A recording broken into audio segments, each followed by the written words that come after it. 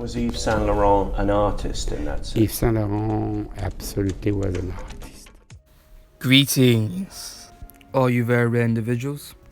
Welcome to another Afro-Scot podcast. This is episode 20, and we're going to talk about why Africa is great. Specifically, we're going to focus on the fashion designer Yves Saint Laurent and how his 1967 Africa collection was cultural appropriation done right. Now, some of you might say, why is Yves on here? He's white.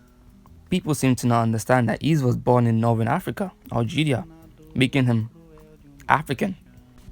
And this is why his Africa collection is great. Well, what I really loved about this collection is that he didn't take the traditional route. He went against the grain by using African models, giving a nod to the African culture, and he used materials like wooden beads, golden threads, and raffia straws, which I believe not many modern African designers would even consider using for the production of their garments. This collection was supposed to be intricate and a huge nod to the African culture. And why I love this collection is that the reason why I got into fashion was because of this collection. When I saw this collection, it struck me to the core. I was amazed that a European could design a collection that really stuck to his origins, and he wasn't also afraid to take a different culture and put his own spin to it. You know, when I look at the designs, I know immediately that it's African. You know, not a lot of designers at the time when he created this in the 60s were a fan of using African models or African motifs.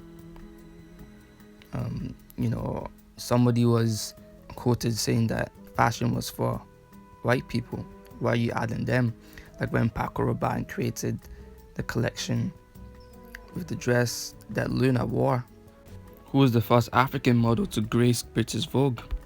And people were so outraged that Paco Rabanne would use a African model to shoot his collection, his designs.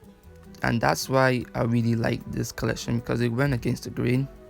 It's very different to what I would see even African designers themselves create. It's so amazing. It pushes the boundaries, and it really showed me especially that fashion can really go anywhere, you know. And it also goes back to the whole diversity leads to creativity that I always say. I believe that the only way to create something new is by putting two or more things together. You know, if you look at any time period where diversity was encouraged, true diversity, you see that it had the most creative movements during that time.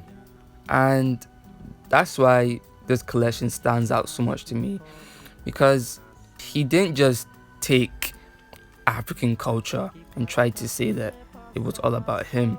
You know, he created it, he came up with it. He instead decided, you know what, I'm gonna take the African culture and make it look incredible. It showed that Africa isn't just people walking around in mud huts. It has incredible things that you could be inspired by. And to emphasize this point, he gave Naomi Campbell her first Vogue cover. And his influence also stretched to other designers like Paco Rabanne. He made the designs, these African beaded designs, look luxurious. You know, look at how the golden straw at the bottom just flickers and shimmers. You know, he made something like straw look high fashion. You know, and that's the talent and incredible attention to detail and mind of Yves Saint Laurent. And clearly he took this inspiration from the Bambara people. They are a group of West African people who did not accept the the Islamic faith. That's why Bambara means unbeliever. And Yves clearly took inspiration from the artworks.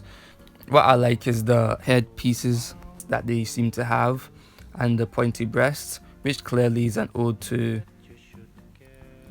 female femininity. You know, even the women seem to be pregnant, you know, which is a sign of femininity right there. And he definitely incorporated that into the designs. He's definitely championed Africa. He was a fan of cultures, and as you can see also here, he was a fan of artworks.